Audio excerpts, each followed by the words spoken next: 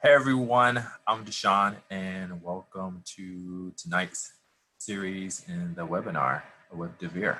So today we're going to be doing a very American-centric discussion or just more educational seminar regarding what are the options for investing when it comes to US expats. So for me, within the company here in East Asia, I am the resident American. So it's just something I'm aware of, from IRS to SEC regulations, from 401ks to IRAs.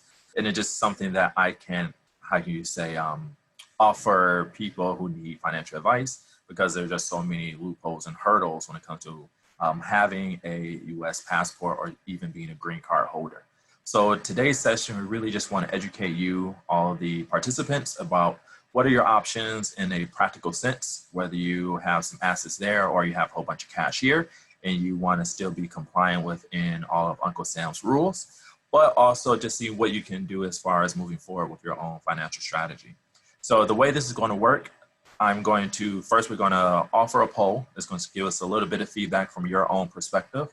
And then I'm going to introduce our guest, Tom. He's from Beacon Global Network, Beacon Global Financial. So he's going to give you a whole spiel about what they're doing, where they're from, and just some advice that you all can take. And after that, we'll give some more feedback as far as not just taking the knowledge that you have today, but also how can you move forward and turn it into actions. So if you want to be contacted by visiting the office in Shanghai, or a video, Zoom, WeChat, or just a quick phone call just to see if it's something that you would like to discuss in a more private, personal basis.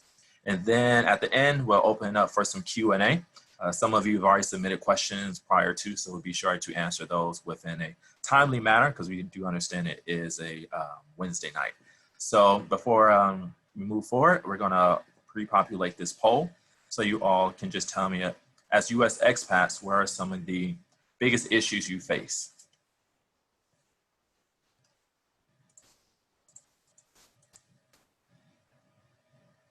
And make sure you answer that.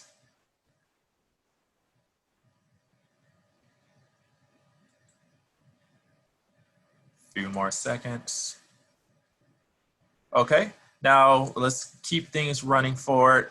Tom, he's going to introduce himself, and he's going to tell you all about what he's doing, how he can help US expats and your financial options. And I will leave it to Tom.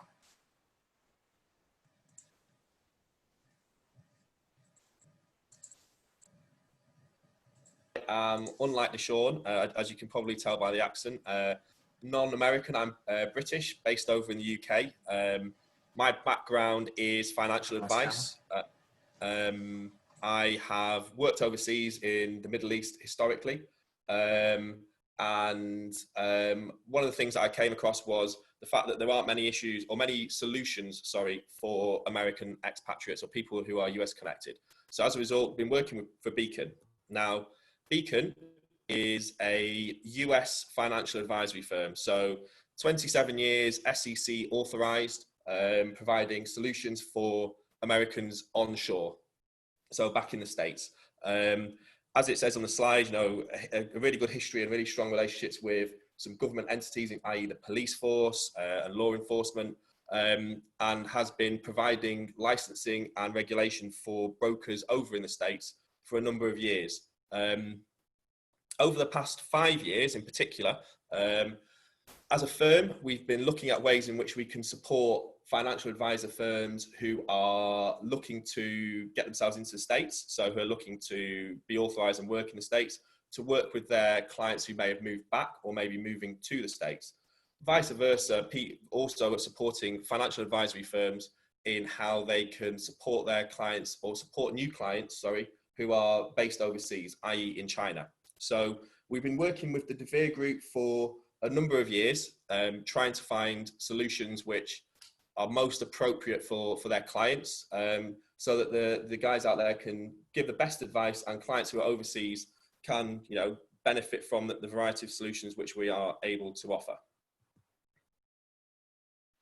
Now, without knowing exactly who's here, so I apologize if any of you are born American, grew up in America, you are fully aware that you are US connected. It's just worth noting that, for people who've worked in the States, people who've got green cards, people who may potentially be married into an American family. There are various ways in which you can be exposed to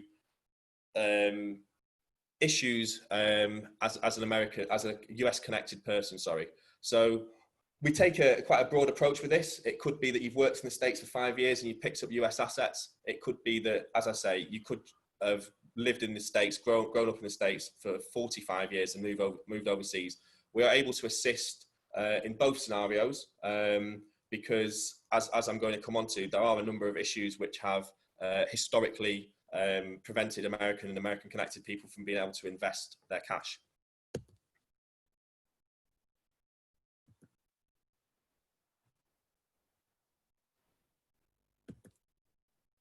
So something which I'm sure, again, you're all very familiar with, and I don't want to go over this in too much detail because I'd imagine you're all very familiar with this, but Faka.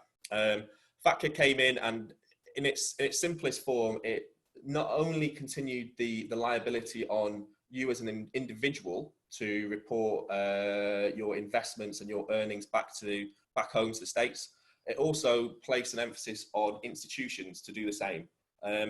As a result, obviously this meant that a number of institutions are very hesitant and reluctant to deal with the Americans and American connected individuals, and to the point where institutions would refuse to take on Americans and banks. And this would range from fund houses all the way down to retail banks, where it was particularly difficult for people to invest. I know personally, having dealt with American clients previously, it was almost a case of, there's not an awful lot we can do with you, I'm sorry. And I know, having spoken to a number of clients over the last 6 months who we've been dealing with in the offshore space, it is simply a case of, we've been sat in cash, there's not an awful lot we can do, nobody will touch us. And this is part of the issue that we're able to support with. If you are able to invest, something which you may be exposed to is PFIC. PFIC is passive foreign investment company, and this basically refers to a taxation which will be levied on you. In the examples listed, things such as mutual funds, structured notes, ETFs, bonds, on any growth that you may achieve on any investments. So not only is it hard for American connected individuals to invest, if you are able to invest, then you are taxed on any growth that you receive. And that is typically just short of 40%, so 39.6% on any growth. So when you speak to clients practically, they've almost done well to find something to invest in, and then when they are investing in it, they're exposed, and almost half of that is going to be taxed. So again, it really limits the options which are available to Americans, and it just exacerbates the problem which they have. So we've come up with a number of solutions. We have a couple of core solutions and core ways in which we can assist Americans and American connected individuals offshore, in China specifically. One of which is a universal access plan, a pension product, and also, as I'm going to discuss now, existing US assets, so things such as your 401ks and your IRAs.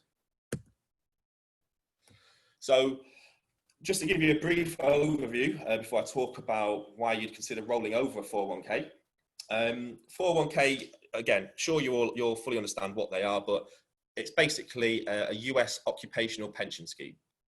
So you worked in the States for X amount of years, you contributed into it, the employer would contribute into it, and it would build up a pension pot, so to speak. Now, what we would always say with anybody who's got a pension plan of any description is a couple of things. First of all, typically your pension pot it's a bit of a generalization, but it's generally your second largest asset. So aside from property, people hold an awful lot of money in their pensions. What we also find with that is, despite it being your second largest asset, it's something which isn't often reviewed and isn't often checked on. So when we've been speaking to clients, American clients or people who've worked in the States with 401k assets, they may have worked for a company 20 years ago, had contributed into their 401k, and yet haven't reviewed it in the last 10. So there's an asset sat there which isn't going to, which they have no idea of how it's performing and what the benefits are on that. So it's critical, if you have got a 401k, the first thing you should be doing is just thinking about reviewing it and seeing where it's at, how the investments are, and if it's the best option for you. Now, things that we are coming across, or issues which we're coming across at the moment, would be things like a client took out a 401k 20 years ago. They were married at the time. They have since had grandchildren, or children and subsequent grandchildren. The beneficiaries named on the 401k is just their wife, for example, and they would like to nominate other family members, i.e. their children or grandchildren, as beneficiaries on their pension pot. Really common thing that we come across, really easy fix. You can do that with an IRA. Typically in 401ks, that's not an option. But with an IRA, you can nominate multiple beneficiaries and look to disperse the cash that way. So it's a really simple example. Other examples would be things like wider investment choice. A lot of the time we see that the investments haven't been managed all that proactively in 401ks. So when you move it into an IRA, you've got access to a wider range of investments, which might be more applicable for you now, as opposed to when you took out the pension plan, or may just be, on a better charging structure, might just be cheaper fees, might just be a way to reduce costs. So in summary, it's really important. If you've got a 401k and you've not reviewed it in the last 6 months, then it's well worth looking into. And it's something that we can support you with. So how that works, as I mentioned, we are a US financial advisory firm. So you're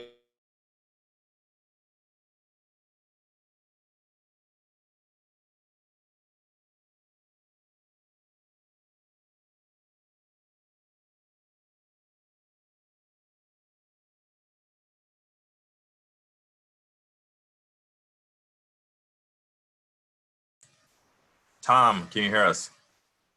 a conversation, speak to you about what you have, look at what options you need, look at if it's the most suitable option for you. And then if it is the best advice, look at ways in which we can roll it into an IRA for you. It's a simple referral basis. We would continue to provide ongoing assistance and reviews from a financial advisor who would probably be based over in the States. So it's key to make this differential in that this is US assets being managed in a compliant US manner onshore in the States. There are no real ways. There are a couple of nuances, which I won't get into now, but there's no real way in which you can take your US pension assets offshore and move it into an offshore vehicle. There are a couple of nuances, a couple of changes to that, but just as a simple rule of thumb, stays in the States, you get US advice on it, and we would look to assist you with managing that. So again, really simple process that we're happy to assist you guys with. The second solution which we have is UAP. Now, UAP is a Guernsey pension contract, and this can apply to assets that you may want to move out of the States, or assets which you've accumulated offshore. So as I mentioned earlier, with Faka, you may find it difficult to find a vehicle in which you can invest your capital. So this is an option for any wealth that you've accumulated overseas to invest. And as it says on the slide, because it's a Guernsey, because it's a contract, and it's important to make that differential from a trust, there's no look through. So that mitigates the PFIC taxation. So the potential 39.6% tax that you may be receiving on any growth, that removes that for you. So instantly it becomes a much more tax efficient and appealing investment vehicle. It is deemed as a pension, so it falls under pension legislation, if you excuse me. So access on it in compliance with the US is post 55. So you would be looking at a pension type investment on this. So you could use it as a savings plan gearing towards retirement, or on an existing assets to boost retirement, or on existing savings or investments which you have.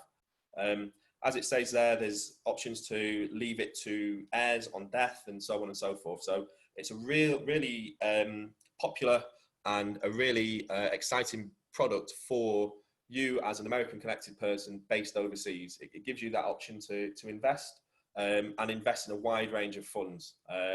you're not limited to US funds. It's an open architecture product. So ETFs can sit in there, for example, mutual funds, the deVere asset management DVAM model portfolios, which have been created by deVere, which offer excellent returns. They can all sit within it, as well as some bespoke products which are available for, with a US sort of slant on them in real estate, energy, tech.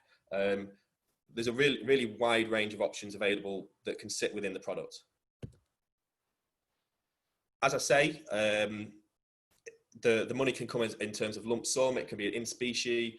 It can be have regular additions to it, and it would sit within a bond or a platform. So if you have platform accounts set up already, or if you were looking to set something up, it would basically wrap that existing product and enable you to invest and take away the PFIC tax liability. Restrictions, as I mentioned, it is a pension product. So the maximum PCLS, which is pension commencement lump sum on retirement, is 30. There are some investment restrictions because Guernsey's a very heavy regulated jurisdiction. It only allows up to 25% in structured notes. And again, from a client perspective, it gives you full fee disclosure, which is obviously something very important for you as a client, so you know exactly how much you're being charged, where the fees are going. Now, as an example, just to give you an idea of a typical drawdown on the GAD rates, just gives you an idea of what you could expect per 100,000, just as a guide if you were looking to draw it down when you came to retirement, which is typically what most people are looking to do with this. They're looking to take it as an annuity as opposed to take lump sums out of the product when they come to retirement. Tax. Obviously, tax is important for all of you guys. So payments are taxed on the pro rata amount of taxable growth and return and free return on basis. There's a loan option available for you if that's the most appropriate thing for you. And again, that's something which we probably go into more detail on a case-by-case basis with the individual. PCLS is taxable back in the States, but it will remain in your estate upon death. And the current US allowance is just over 11.5 million per individual, which is, I can say personally, considerably more than you would get for being a Brit. So there are some benefits to that. Reporting, obviously FBAR, and you would have to complete your form 8938 when you come to report it with your accountant. And it is fully compliant with Faka and meets all common reporting standards. We've got legal and tax opinion on this, which confirms that it is fully compliant and it works in the States. We work alongside a number of firms in the States who are working onshore in America. It's been approved by all of those guys. It's been approved by pretty much every big financial advisory firm in the world who is using this. So it's a fully compliant product. You have no concerns there. Case study. So really simple case study. Somebody based in the States, got an investment portfolio, in Switzerland, got an investment portfolio, currently exposed to PFIC taxation. Really simple. They are able to invest in UAP via the life bond, and they have access to a wide suite of investments. Takes away the PFIC taxation. We've got a couple of live cases going on at the moment in different parts of the Far East, where we have a client who is based over in Vietnam. He has a couple of 401ks from previous employers. He has a number of assets based in the States, and he's accumulated some wealth since he's moved overseas into Vietnam. What we found with that is that because he's offshore, or maybe not even because he's offshore, basically he's been charged 4% to manage his US assets, and that 4% management fee basically equates to 2 emails a year. And this chap has over $2 million worth of assets back in the States. So if you think about 2% per email, it seems like an awful lot of money on that for anybody, especially on that value. So we've been able to look into that and obviously get his fees down. We've been able to look at nominating multiple beneficiaries for him as well, which is important to him because he has grandchildren. He has requested that he keeps his money in the States, and we've been able to advise him on that because obviously we're a US firm. And we've been able to help him out with his assets that he's accumulated offshore. So the money that he's put offshore, we can wrap it in UAP. He won't be exposed to any taxation, on any PFIC taxation on that, and it provides a really good investment vehicle for him to handle his money. Another really simple example would be, and something which is very common, is somebody who has historically invested offshore. So historically invested into a regular savings type plan or into a bond or platform again. And they have been exposed to PFIC taxation over a number of years. So what we've been able to do is wrap the product, wrap their investment in the UAP. That's removed and mitigated that PFIC taxation. So we've been able to assist in that scenario. So there are a number, there's so many different scenarios which will come up. What I would say to you is speak to Deshawn, speak to the guys in the office over in China. And we're happy to take things, you know, it's not a case of one size fits all, everybody's got the same issues. There's so many different nuances to this that we're happy to walk you through your different circumstance and just see how we can help you out and what's the best advice for you guys. So if you feel like you've got something which may be a little bit more complicated, then get in touch. We'll talk you through it with the tax guys. We'll talk you through it from a trust perspective and from the advice perspective in the States, and we're happy to help. And that is a fairly whistle-stop charge through the services which we offer. So I guess any questions, and I'll hand back over to Deshawn. Thank you, Tom. It was really helpful. I think I have a few questions for you because I know there are quite a few people in the audience, but just want to run a few questions by you so we can just dig a little bit deeper. Regarding the UAP, or let's say, for example, I've been in China, let's say 15 years, I have RMB, you know, let's say $100,000 equivalent. If I put it in this pension, does it have to be a certain currency, or can it switch currencies, like from pounds, euros? Does it have to be dollar or domiciled? No, it can sit in any of the key currencies. All you'd have to be aware from an investment perspective would be obviously the simple thing of, if you wanted to invest in euros, then you just make sure that you picked a euro investment share class. Just a simple basic thing that you would need to consider. Otherwise, it's multi-currency. Okay. Is there a minimum to open, or is there like an idea amount that you would recommend this UAP pension for someone who's living offshore?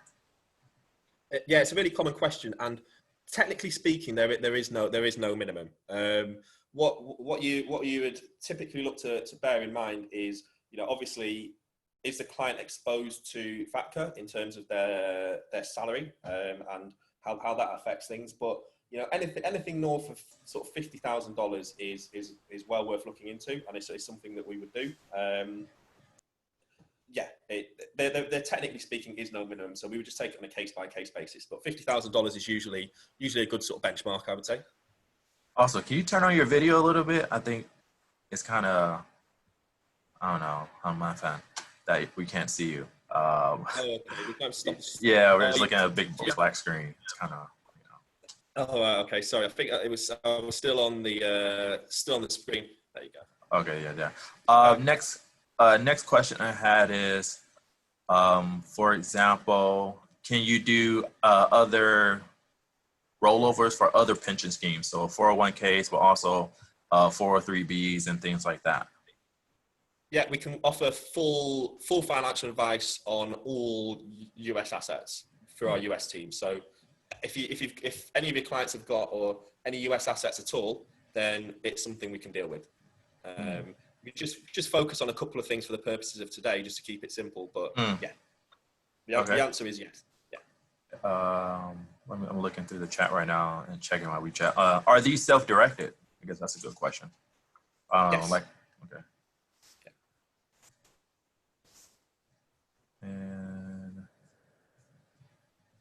And Okay, and also you mentioned that it's open architecture, right? So are there any things that cannot go into it?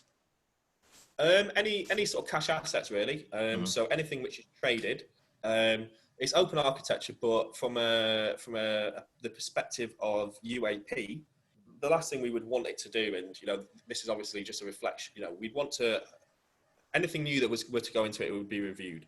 So and that's more to protect the client than anything else. So it is open architecture.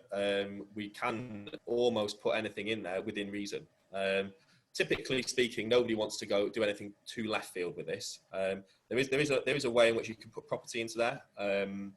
But again, that would all come down to accounting and tax advice, depending on what your overall estate look like.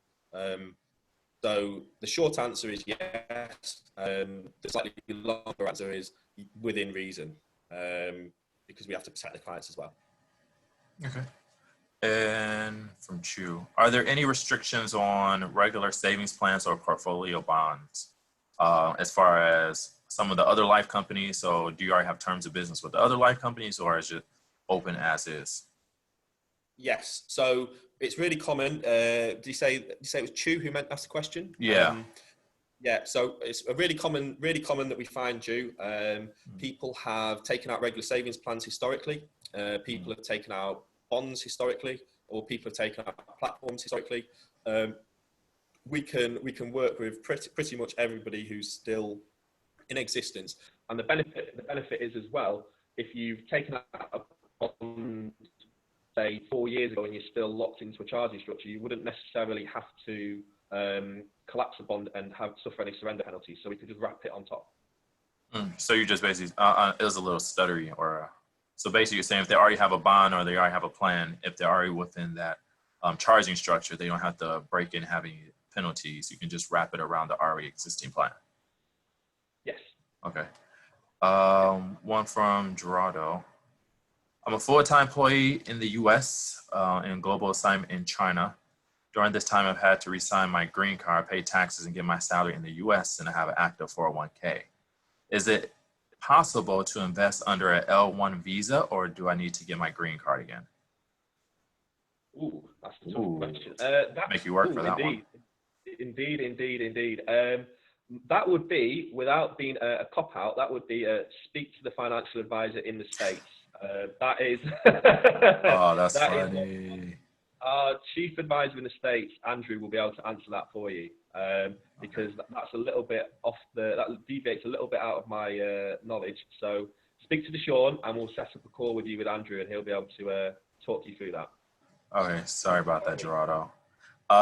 Seb says, is it possible to segment or assign the PCLS to a family member and reduce income tax?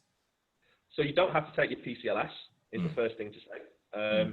So that is a simple way of mitigating that. So we use the example I used was based on around 8% for the GAD rates in terms of how much you can draw down.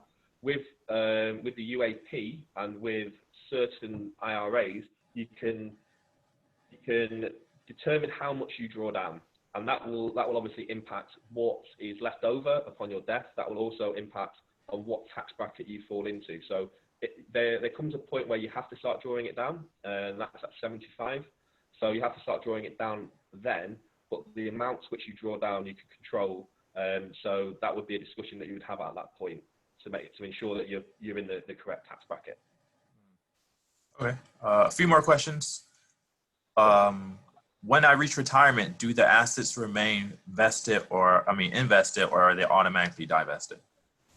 I assume this is referring to UAP. Yeah. So the answer is you have control over that. So say, for example, you've got a portfolio and you've got 5 different investments within a portfolio. It's a nice diverse portfolio. You've got 5 different investments within there. You can look to take the money out of one, for argument's sake. You can look to sell out of a proportion of each. You can have full control as to how that money is drawn out. So it may be that you've got a fund which you want to keep the money in over the longer term, and you want to keep that there. You have that flexibility and control within the plan when you come to retirement to determine how that money is grown. Okay, good. Okay, well, I think that's it. That's all the questions I have here that were sent to me. Any last minute questions or any tidbits would you like to share with anyone, I guess, from your experience working with Americans in the offshore space? Because, you know, a lot of us expats, for example, the question is, are we going back, is always an open-ended question. So, you know, comparing this to domestic options back home is always a, you know, question in the back of our mind. So I guess, I guess if you could have us walk away with anything. So I would say that, first of all, it's important to note that UAP can be taken back into the States with you. So it's fully compliant. It works back in the States. So you would have the option to take it back with you.